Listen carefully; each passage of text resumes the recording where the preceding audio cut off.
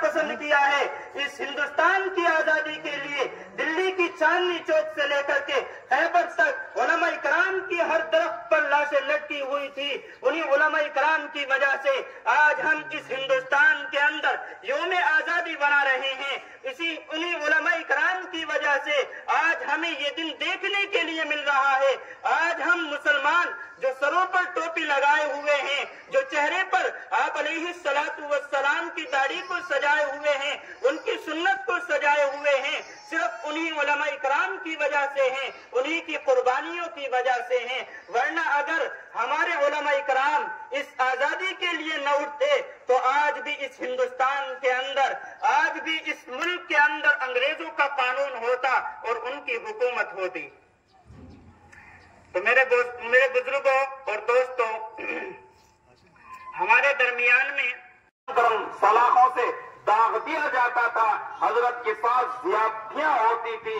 मेरे बुजुर्गों, ये हिंदुस्तान वैसे ही नहीं परवान चढ़ गया, वैसे ही इस मुल्क के अंदर आजादी के साथ जिंदगी नहीं गुजार रहे हैं, बल्कि इस मुल्क में हमारे काबिरीन ने, बिरादरान वतन ने और इस मुल्क के मीमारों ने जितनी कुर्बानियां पेश की हैं, हमारे बिरादरान वतन हमारे साथ हैं, लेकिन जितना हमारा खून बहा है इस मुल्क के अंदर, दूसरों का पसीना तक नहीं बहा। ये हमारी कुर्बानियां हैं।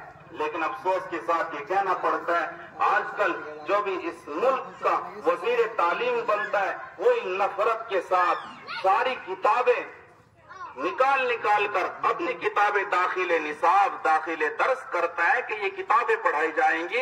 ये जो चंद नाम है, अमीर अब्दुल हमीद, अशफाकुल्लाह खान, इस तरह के और भी जो जानते हैं, वही दो चार नाम उनको भी निकाल कर बाहर कर दियागा।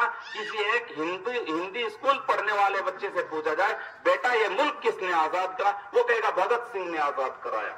अच्छी बात है, हम भी मानते हैं, हमारे बिरादरान वतनों में से हैं, लेकिन हमारे बुजुर्गों ने, अल्लाह वालों ने जिस तरह कुर्बानियां पेश की थी, हजरत शेखुल इस्लाम मौलाना हुसैन अहमद मदनी रहमतुल्लाहि अलैह, जिनका जिक्र खैर अभी सुना आपने, जिस वक्त हिंदुस्तान के अंदर ये हजरात अपनी अपनी राय रख रहे थे, अपनी अपनी बातें कह रहे थे, उस वक्त हजरत शेखुल इस्लाम मौलाना हुसैन अहमद मदनी नव्वरल्लाहु मरकदहू वहां पर कोर्ट के अंदर खड़े होकर जज के सामने सर कफन सर से बांधे हुए थे।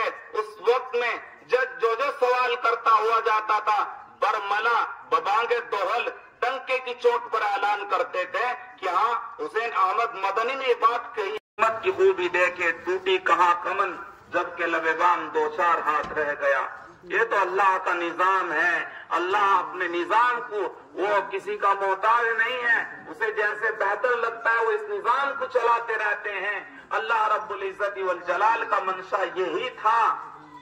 शेखुल हिंद को गिरफ्तार कर लिया गया और शेखुल हिंद नव्वरल्लाहु मरकदहू के चहीते तिलमीज रशीद शागिर्द हजरत मौलाना हुसैन अहमद मदनी नव्वरल्लाहु मरकदहू उस्ताद की मोहब्बत में बगैर किसी जुर्म के कहने लगे हम भी जेल जाएंगे, जबकि आप अल्लाह के हबीब सल्लल्लाहु अलैहि वसल्लम के रोज़ाए अतर पर हदीस शरीफ का दर्स पढ़ा रहे थे।